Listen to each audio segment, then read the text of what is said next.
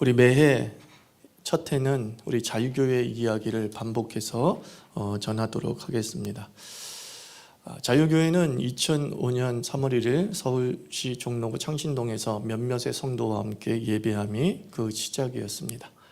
일산에 성장하는 모 교회 목사님은 지금 개척할 때에 함께 희노애락을 나눈 사람들이 단 한 명 남아있는데 지금 선임 장로님 뿐이다 라고 합니다.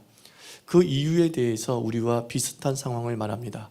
첫째로 초창기 먼 곳으로의 교회 이전으로 인한 거리 문제가 있었고, 또 둘째 희생 없는 교회 세움이 원인일 수 있다라고 말합니다. 담임 목사가 부목사 시절에 교회 후원과 또 개인 사제 헌금으로 개척을 시작했다고 합니다. 교회 세움은 사랑이 담긴 희생이 단단해야 됩니다. 예수님께서 교회를 세우실 때에 십자가의 희생으로 세우셨습니다. 앞장선 자가 먼저 십자가를 지어야 합니다. 위임식 때 자유교인 앞에서 제가 이렇게 답사했습니다. 이렇게 약속했습니다. 요즘 목사에 대한 평이 바닥에 떨어진 것 같습니다. 목사라는 말 대신에 양 죽이는 도축업자, 또 양 잡아먹는 정육점 사장이라는 호칭이 어울린다는 그런 비아냥이 들리는 가운데 좋은 목사에 대해서 고민했습니다. 좋은 목사란 다르게 살 수 있음을 증명해 보이는 사람이라고 결론 내렸습니다. 성도, 거룩한 사람이란 뜻이지요. 거룩은 구별되었다는 뜻이고요. 그러므로 성도는 세상과 다르게 구별되게 사는 사람이라고 우리는 인이 박이도록 들어왔을 겁니다. 그러나 많은 성도가 다르게 살지 못하고 무너졌습니다. 왜 그럴까요? 다르게 사는 삶을 보지 못했기 때문입니다. 사람은 들은 만큼 깨닫고 보는 만큼 변화됩니다. 성도들이 다른 삶을 보지 못했습니다. 성도들이 구별된 삶을 보지 못했습니다. 성도들이 말씀대로 사는 것이 가능하다는 것을 보지 못했습니다. 좋은 목사는 다르게 살 수 있음을 보여주는 하늘의 모델이라고 생각합니다. 20세기 영성신학자 리차드 포스터는 신앙의 적을 돈, 섹스, 권력이라고 했습니다. 세상은 돈을 사랑하고 섹스에 탐닉하고 권력, 높은 자리에 목말라 합니다. 다르게 산다는 것은 돈, 섹스, 권력을 초월하는 것이지요. 돈이 아니라 은혜로 삽니다. 섹스의 쾌락이 아니라 사랑의 희생을 누립니다. 높은 자리가 아니라 바닥에서 무릎 꿇기를 즐거워합니다. 좋은 목사란 돈, 섹스, 권력에서 자유로운 사람일 겁니다. 귀로 듣는 설교는 누구나 할 수 있습니다. 귀가 재밌는 설교는 조금만 노력하면 됩니다. 그러나 눈으로 보는 설교는 성령의 사람만 할 수 있습니다. 눈으로 보는 설교를 하고 싶습니다. 말씀대로 살 수 있다는 가능성을 몸으로 증거하고 싶습니다. 그런데 힘으로, 능으로 되지 않습니다. 목사를 위해 기도해 주십시오. 우리 목사님을 통해 하늘의 삶을 보게 해달라고 기도해 주십시오. 어둠의 세상에서 거룩하게 사는 목사로 세상에 보여주고 싶습니다. 입이 거룩한 자가 아니라 삶이 거룩한 자 되기 원합니다. 자유교회 성도들이 부족한 목사와 함께 하나님 백성의 영광을 보여주는 하늘의 사람 되기를 꿈꿉니다. 교회를 생명보다 귀하게 여기고 부흥의 구경꾼이 아니라 부흥의 중심이 되어서 하나님 나라를 이 땅에 선물하는 축복의 통로가 되기를 기대합니다. 성도에게 다가설 때마다 복음의 빛이 비추며 위로할 때 용기가 넘쳐나며 기도할 때 하늘문이 열리고 찬송할 때 마귀가 떨며 도망가는 영권의 사역을 기대합니다. 우리 자유교회는 이 목사만의 꿈이 아니라 우리의 꿈을 공유한 공동체입니다. 자유교회는 다음과 같은 꿈을 공유하고 있습니다. 하나, 하나님과 같은 꿈이 있습니다. 자유교회는 거대한 교회가 아니라 거룩한 교회를 세우는 꿈이 있습니다. 교회 사업을 벌입니다. 기업처럼 더 크게 성장을 위해서라면 불법도 서슴지 않고 성공하면 그 어떤 허물도 용서되는 세상보다 더 세속적인 교회를 보면서 우리는 하나님의 슬픔을 봅니다. 타교회 교인끼리 만났을 때 가장 먼저 하는 일이 호구조사라고 하잖아요. 교인은 몇 명입니까? 쓴 웃음이 지어집니다. 교회는 숫자로 말하는 기업이 아닙니다. 교회는 하나님의 집으로, 삶으로 말하는 생명체입니다. 경제사범이었던 교인이 있습니다. 사업을 하다 보면 본의 아니게 법을 어기기도 합니다. 하지만 이 교인은 다분히 의도적이었습니다. 교인에게 투자를 권유하고 그 사업이 어렵다는 이유로 남을 나라 했습니다. 더 문제는 사업이 어렵다고 하면서 여전히 평창독 저택에 살면서 지하실에 기도실을 꾸미고 담임 목사를 모셔서 예배를 드리면서 사업의 힘이 기도에서 나온다고, 하나님에게서 나온다고 간증하면서 하나님께 영광을 돌렸습니다. 그 모습 때문에 많은 교인이 교회를 떠난 교회에 섬겼던 적이 있습니다. 의로움이 무시된 높음, 거대함은 하나님이 경멸하는 것이고 주님을 욕되게 할 뿐입니다. 하나님은 오직 거룩함으로 영광 받으십니다. 빛과 소금으로 사는 하나님의 자녀를 보기 원하십니다. 하나님은 결과가 아니라 과정을 소중히 여겨야 합니다. 둘, 성도와 함께 꾸는 꿈이 있습니다. 자유교회는 소문난 교회보다는 소중한 교회이기 원합니다. 그리고 내 집 같지 않다는 말 아시죠? 모든 걸 다 갖추었는데 뭔가 불편, 어색, 종교 행사하러 온 기분이 듭니다. 주일 예배가 의무 방어전 같습니다. 일주일에 한 번 교회 다님이 일주일에 한 번 마켓 가는 것과 별반 다를 것 없다 여겨집니다. 성도 각자의 기도와 헌신이 담긴 교회이기 원합니다. 곳곳에 영혼의 손때가 무너서 교회 이야기가 나의 이야기가 되면 좋겠습니다. 한 사람의 자랑이 아니라 모두의 관증으로 채워지는 그 레고 블럭 같은 교회이기 원합니다. 소문난 관광지에는 낙서가 많습니다. 자연에 경탄하지만 아끼지 않죠. 볼거리에 빠져서 의미를 돌아보지 않습니다. 교회는 기념 촬영지가 아니라 일기장입니다.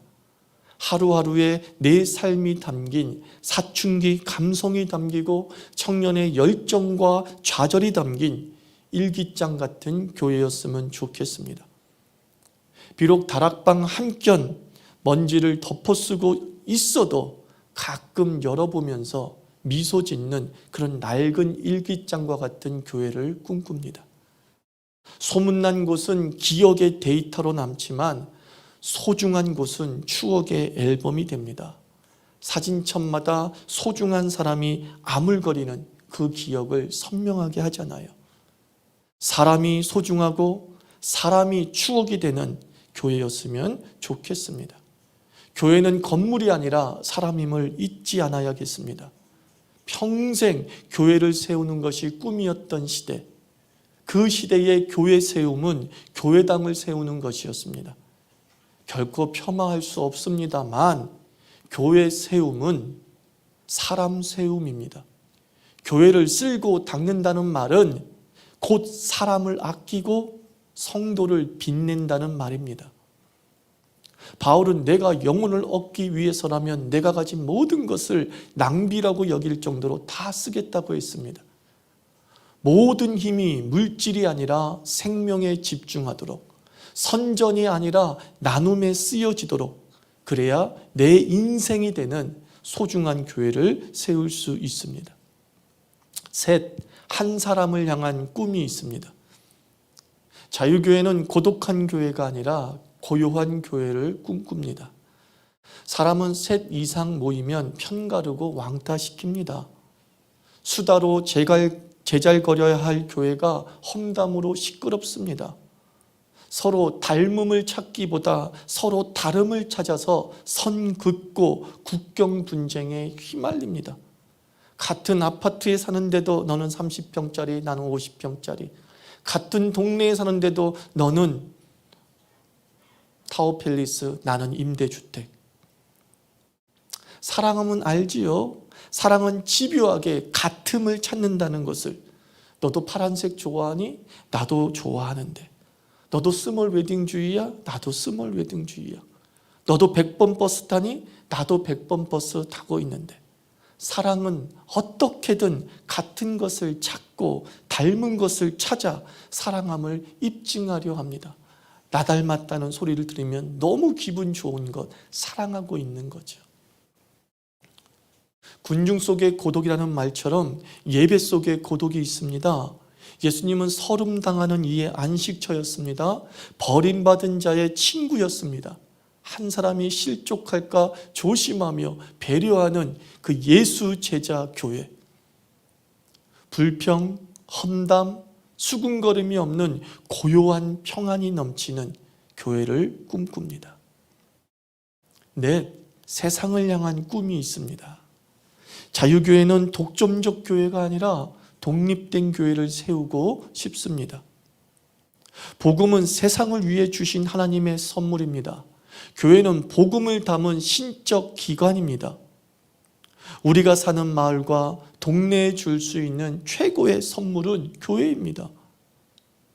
마을 어귀에 뿌리내린 느티나무는 세월 속에 동네 쉼터가 되어 떼약볕 그늘이 되어 주지 않습니까? 주님의 몸된 교회가 느티나무 같은 교회이기 원합니다. 인파에 시달리는 놀이공원이 아니라 문만 열면 닫는 동네 놀이터 같은 예수 쉼터가 되었으면 좋겠습니다. 50여 명의 작은 교회가 있었습니다. 그런데 하루아침에 옆 대형 교회로 40여 명이 옮겨갔습니다. 그것은 부흥이 아니죠. 오늘날 대한민국 대형 교회는 절대적으로 수평 이동에 의한 파괴적 성장입니다. 대형 교회 출현과 더불어 한국 교회가 마이너스 되었음이 그 증거입니다. 대형 교회가 수직적 이동에 의한 성장이었으면 한국 교회는 반드시 플러스가 되어야 되는 것이죠. 성장하는 한 성숙하지 못합니다. 성장은 성숙이 멈출 때 시작됩니다. 우리 스스로 성장을 멈추어야 합니다. 사과나무의 열매는 사과가 아니라 또 다른 사과나무라고 하지 않습니까? 동네마다 우리가 사과를 나눠주는 것이 아니라 사과나무를 심었으면 합니다. 서로를 깊이 알지 못할 규모가 될 쯤에 기꺼이 다른 곳에 사과나무가 되는 교회였으면 합니다. 이것이 우리가 꿈꾸는 모습이죠. 우리가 공유해야 될 모습이죠. 자유교회는 3대 핵심 가치를 붙잡고 있습니다. 다 아실 겁니다. 교회의 사명은 교인의 사명이고 교인은 교회의 공유 가치를 공유해야 되죠. 교회 생활이 피곤한 이유는 공유 가치를 무시하려고 하기 때문입니다. 저는 우리 자유교회의 3대 핵심 가치에 대해서 설명하기 전에 그 3대 핵심 가치를 요약해서 담임 목사 소개란에 참 부담스러운 글을 올렸습니다. 이런 글을 올렸죠. 10년이 넘는 세월 속에서 한 번도 교회 홈페이지에서 담임 목사 소개란에 무엇이 적혀 있는지 모르는 분들도 있지 않을까 싶습니다. 이런 부담스러운 글을 제가 올렸어요.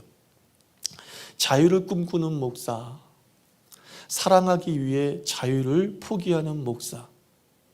내가 죽어 당신이 자유로워진다면 나는 꿈을 이룬 목사입니다. 하나님을 사랑하는 열정의 목사로 알려지기보다 예수 그리스도를 주신 그 하나님의 사랑을 전하는 목사가 되고 싶습니다. 하나님을 사랑하는 나의 열정은 당신을 자극하겠지만 하나님이 당신을 사랑하신다는 진리는 당신을 변화시키기 때문입니다. 마음대로 살고 싶지만 마음대로 살지 않겠습니다. 하나님께서 마음대로 살지 않고 말씀대로 살 수 있는 자유의 능력을 주셨기 때문입니다. 하나님이 사랑하시는 당신을 더 사랑하기 위해 오늘도 자유의 능력으로 자유를 포기합니다. 희생은 꿈이 공유될 때 외연이 넓어지잖아요. 우리는 매년 새해를 시작하면서 꿈의 공유를 대다짐해야 되는 거죠. 꿈은 나눌수록 명징해지고 사명은 반복할수록 뜨거워집니다. 하나님을 향한 꿈, 교회를 향한 꿈, 한 사람을 향한 꿈, 세상을 향한 꿈을 가지고서 우리는 어떻게 이 땅에서 주님의 뜻들을 실현해 나가는 삶을 살 수 있을까? 그 첫째, 우리 첫째 모토가 자유를 만끽하는 교회입니다. 요한복음 8장 32절 진리를 알지니 진리가 너희를 자유케 하리라. 누가복음 4장 18절 주의 성령이 내게 임하셨으니 이는 가난한 자에게 복음을 전하게 하시려고 내게 기름을 부으시고 나를 보내사 포로된 자에게 자유를, 눈먼 자에게 다시 보게 함을 전파하며 눌린 자를 자유롭게 하고, 로마서 8장 21절 그 바라는 것은 피조물도 썩어짐의 종로탄 데서 해방되어 하나님의 자녀들의 영광의 자유에 이르는 것이니라.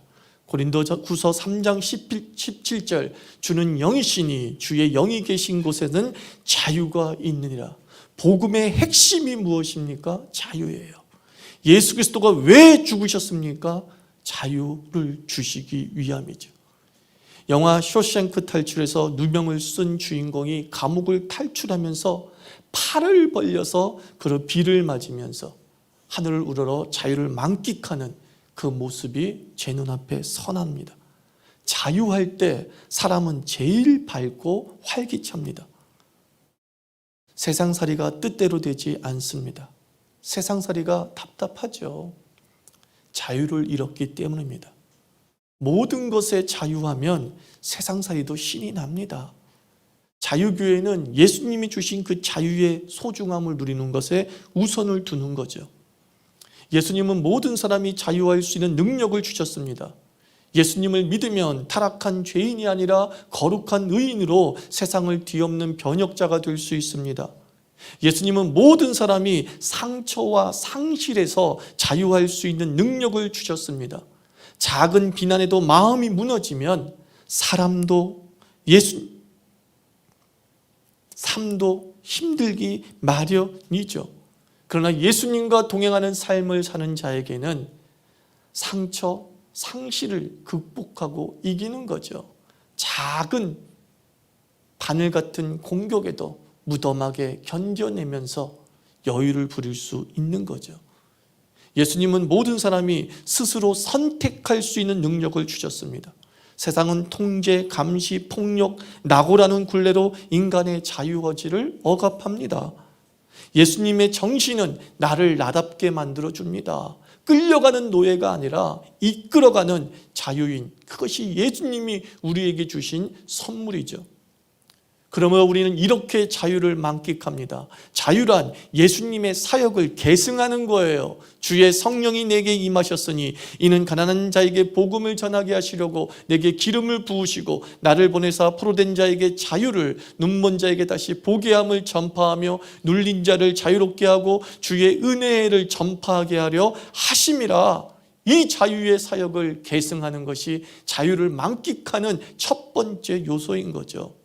자유란 나의 매임으로 타인에게 자유를 주는 것이죠. 고린도전서 9장 19절 내가 모든 사람에게 자유로우나 스스로 모든 사람들에게 종이 된 것은 더 많은 사람을 얻고자 함이라.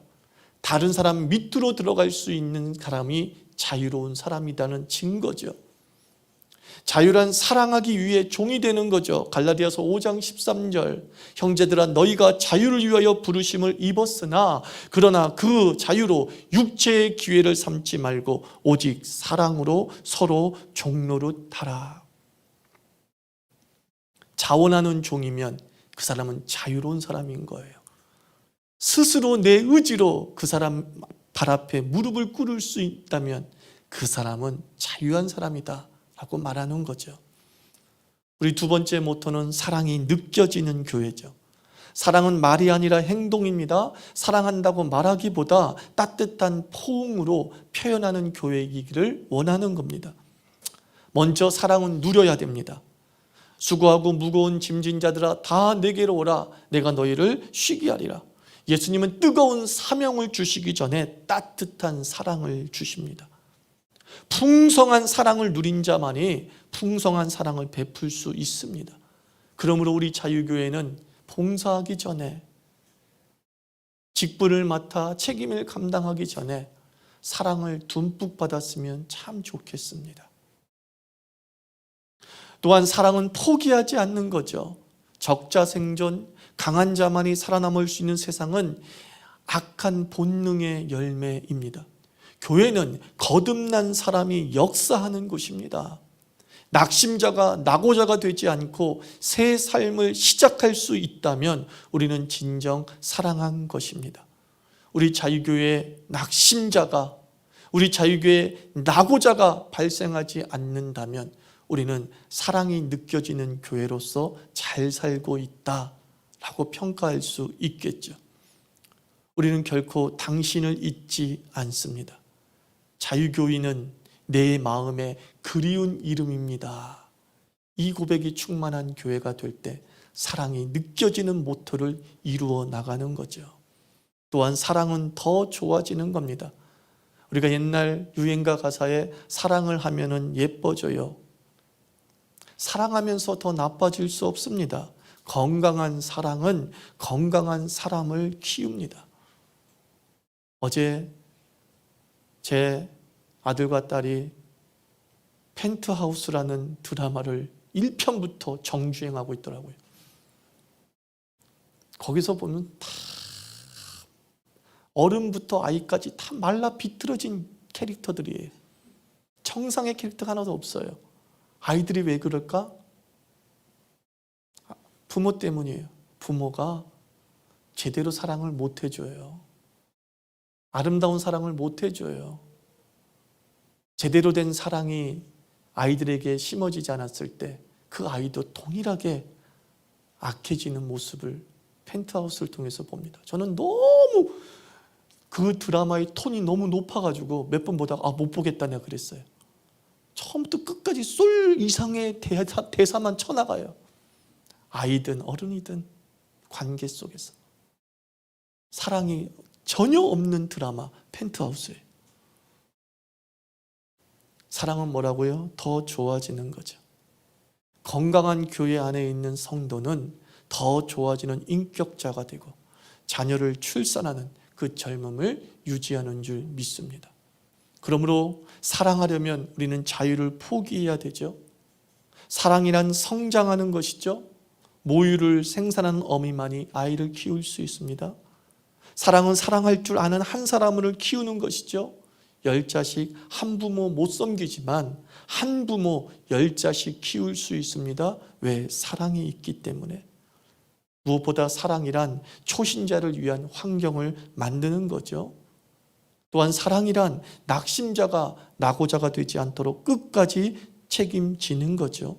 자유교회 때문에 내 옆에 있는 주의 사람이 인생이 풍요로워진다면 우리는 서로 사랑이 느껴지는 교회로 살고 있는 거죠.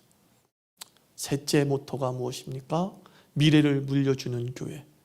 꿈을 위해 뛰는 젊은이를 응원하고 꿈을 꾸는 아이를 격려하고 꿈을 물려주는 어른을 존경하는 교회입니다. 교회의 미래는 무엇에 달려 있습니까? 교회의 미래는 첫째 예배입니다. 예배는 꿈맞이며 꿈맞이, 해맞이와 같은 말이죠. 꿈맞이. 예배 중 임재하시는 하나님께서 우리에게 꿈을 심어 주십니다. 예배는 꿈파리입니다. 말씀을 나누고 꿈을 사고 파는 하늘 거래소입니다. 어떤 형식이든 많은 예배를 드리며 그 예배자가 지도자가 되는 교회에 소망이 있는 겁니다. 교회의 미래는 선교입니다. 선교란 부흥의 지역을 넘어 세계를 타오르게 하는 것입니다. 하나님은 한 영혼이 회개하고 당신의 품에 안기는 것이 천하보다 귀하다고 말씀하셨습니다. 진정한 사랑은 복음을 나누는 거예요. 진정한 사랑은 가난을 짊어지는 거예요. 선교는 단순히 한 사람을 예수 믿으세요 라고 말하는 것으로 끝나는 것이 아니라 선교는 그 사람이 예수의 사람이 되기까지 책임을 지는 겁니다. 그때 그 교회는 미래가 있는 거죠. 또 하나 교회의 미래는 교육이죠. 교육이 무엇입니까? 부흥이 당대를 넘어 다음 세대로 이어지는 것을 교육이라고 하는 겁니다. 부흥을 넘겨주는 것을 교육이라고 하는 겁니다. 성장 세대를 위해 재원을 아끼지 않으며 양육의 목표는 영의 사람임을 깨닫게 하는데 우리의 교육의 목표가 있습니다. 특히나 예수운동은 청년운동이었죠. 저는 아직도 이 청년운동의 가슴은 죽을 때까지 식지 않을 겁니다.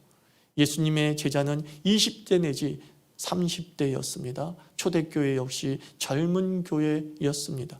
단순히 정신이 젊고 영혼의 젊음이 아니라 우리의 연령도 젊어지는 교회이기를 꿈꿉니다. 그것이 우리의 미래를 담보해 주기 때문입니다. 1년에 매년 1월 달에 우리는 자유교회 이야기를 통해 곱씹고 곱씹을 것입니다. 반복을 통해서 꿈은 명징해지고 반복을 통해서 사명은 불타오르게 되어 있습니다. 잊혀져 갈 때쯤 다시 불을 붙이고 잊혀져 갈 때쯤 다시 불을 붙여서 우리의 꿈이, 우리의 모토가 활화산처럼 폭발하는 그날을 다시 한번 꿈꿉니다.